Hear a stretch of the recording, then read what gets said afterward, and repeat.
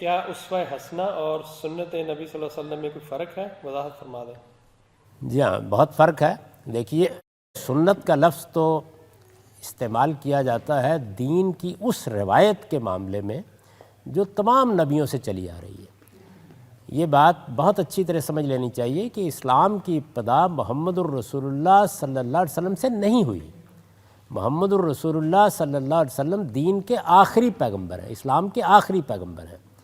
اسلام کی ابتدا حضرت آدم ہی سے ہو گئی تھی۔ تمام پیغمبر یہی دین لے کر آئے۔ قرآن مجید کو اگر آپ پڑھیں تو وہ جگہ جگہ اس بات کو واضح کرتا ہے، بلکہ رسالت میں آپ صلی اللہ علیہ وسلم کو مخاطب کر کے یہ کہتا ہے کہ ما کنت بدعا من الرسل، آپ کوئی نئے پیغمبر نہیں ہیں، نہ آپ کوئی نئی بات لے کے آئے ہیں۔ شرع لکم من الدین ما وصی بہ نوح والذی اوحینا الیک، ہم نے یہ دین آپ کو دیا ہے، یہ بالکل وہی دین ہے جو اس سے پہلے ہم نے نوح کو دیا تھا۔ وما وصینا بہ ابراہیم و موسیٰ و عیسیٰ، اسی کی نصیحت ہم نے ابراہیم کو کی تھی، موسیٰ و عیسیٰ کو کی تھی علیہم السلام۔ تو سب نبیوں کا دین ہے۔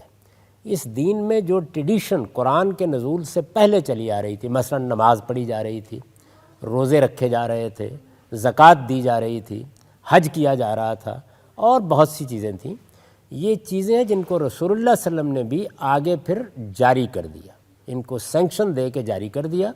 ایک یا دو چیزوں کا اس میں اضافہ بھی کیا، اس کو سنت کہتے ہیں۔ یہ قرآن مجید ہی کی طرح بالکل محفوظ ہم تک پہنچ گئی ہے۔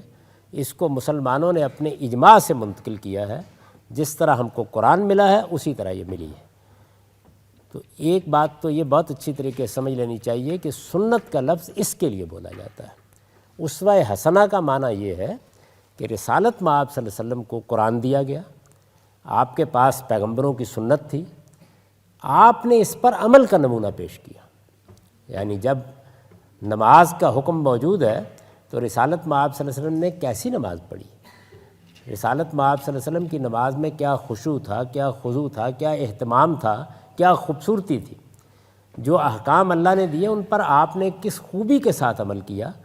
ان چیزوں کو جب بیان کیا جاتا ہے تو اس کو اسوہ حسنہ کہا جاتا ہے۔ یعنی قرآن مجید ہم کو بتائے گا، یا مثال کے طور پر سنت سے یہ معلوم ہوگا کہ نماز کے لیے وضو کرنا ہے، تو اس کے بنیادی احکام بتا دیے جائیں گے، لیکن رسول اللہ صلی اللہ علیہ وسلم وضو کرنے میں کیا اہتمام کرتے تھے، کیا خوبصورتی اور کیا حسن ہوتا تھا، آپ کی نماز میں کیا خوبصورتی اور کیا حسن ہوتا تھا، اس کو جب لوگ دیکھتے تھے تو اس کو آگے بھی بیان کرتے تھے۔ اس کے لیے اسوہ حسنہ، بہترین نمونہ۔ اسوہ حسنہ کا مطلب ہے بہترین نمونہ، یعنی دین پر عمل کا جو نمونہ آپ نے پیش کیا، ایک ہے دین اور ایک ہے اس پر عمل کا نمونہ پیش کرنا، اس کو اسوہ حسنہ کہا جاتا ہے۔